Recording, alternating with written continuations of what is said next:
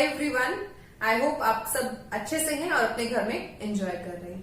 आज का हमारा सेशन है बेसिक अकाउंटिंग टर्म्स का। ये हमारा बेसिक अकाउंटिंग टर्म्स का सेकंड सेशन है। कुछ टर्म्स हमने लास्ट सेशन में डिस्कस की थी। आइए उसके आगे की टर्म्स देखते हैं। सबसे पहले हम बात कर रहे हैं रिसीट्स की। देखिए रिसीट्स क्या होता है? रिसीट्स होता है अमाउंट जो या तो रिसीव हो चुका है या रिसीव होने वाला है by sale of goods, sale of fix assets और रेंडरिंग ऑफ सर्विसेज। यानी कि अगर इस तरीके से हमें कोई अमाउंट आ चुका है या आने वाला है तो उसे हम कहाँ बात करते हैं? रिसीट्स में बात करते हैं। ठीक है, रिसीट्स को we have classified in two categories. The first one is revenue receipts and the second one is capital receipts. जो रेवेन्यू रिसीट्स होती है उसका जो नेचर होता है वो रिकरिंग होता है, यानी कि ये वाली रिसीट्स हमें थ्रू आउट द ईयर आती रहती हैं। फॉर एग्जाम्पल सेल है तो सेल कर रहे हैं, कौन से वाली सेल कर रहे हैं? गुड्स की सेल कर रहे हैं। तो गुड्स की सेल तो थ्रू आउट द ईयर चलती रहती है, परचेज होती रहती है और सेल होती रहती है। तो सेल ऑफ गुड्स और रेंडरिंग ऑफ सर्विसेज से जो पैसा आ रहा है उसका नेचर कैसा होता है? रिकरिंग होता है, रूटीन में होता है। तो उसे हम कहाँ डालते हैं? रेवेन्यू रिसीट्स में डालते हैं। और रेवेन्यू रिसीट्स को हम या तो ट्रेडिंग अकाउंट में दिखाते हैं या हम प्रॉफिट एंड लॉस अकाउंट में दिखाते हैं।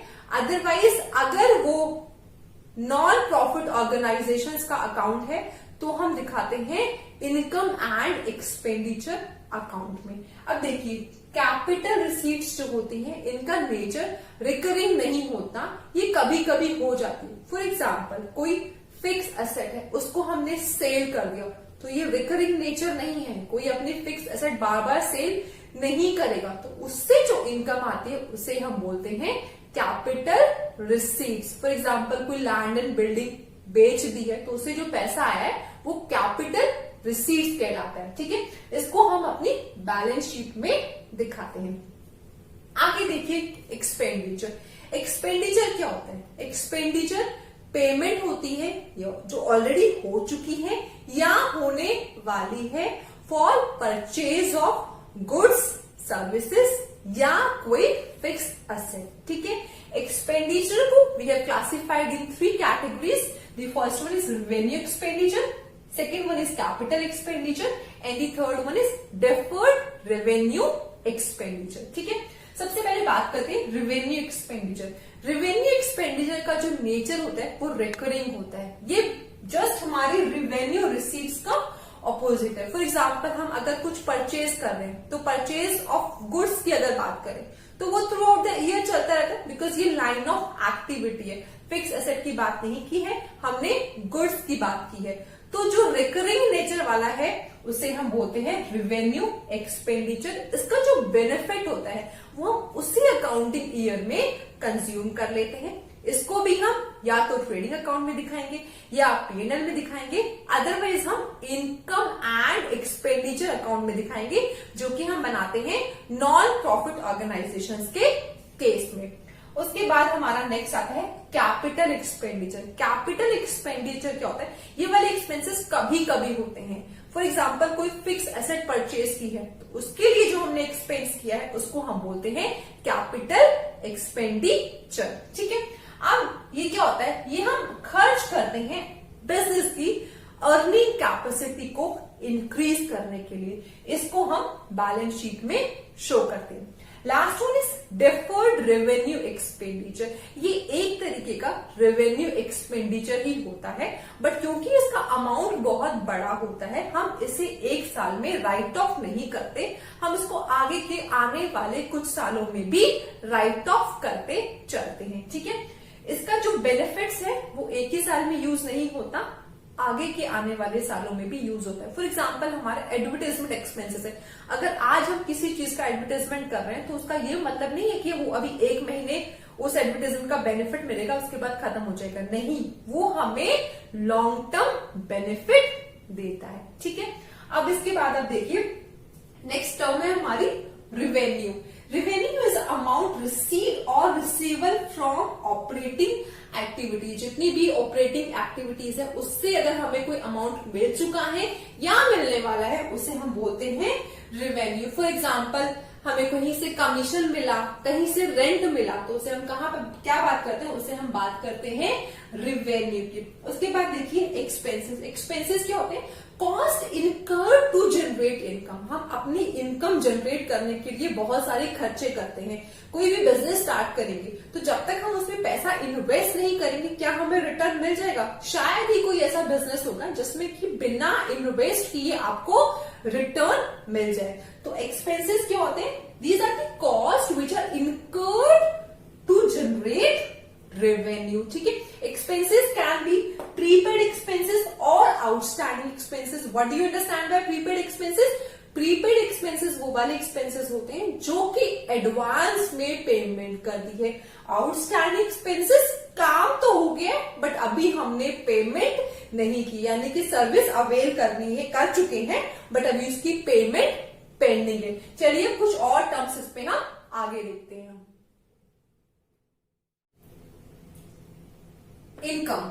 Income is revenue minus expenses. Revenue expenses just अभी अभी हमने डिस्कस किए।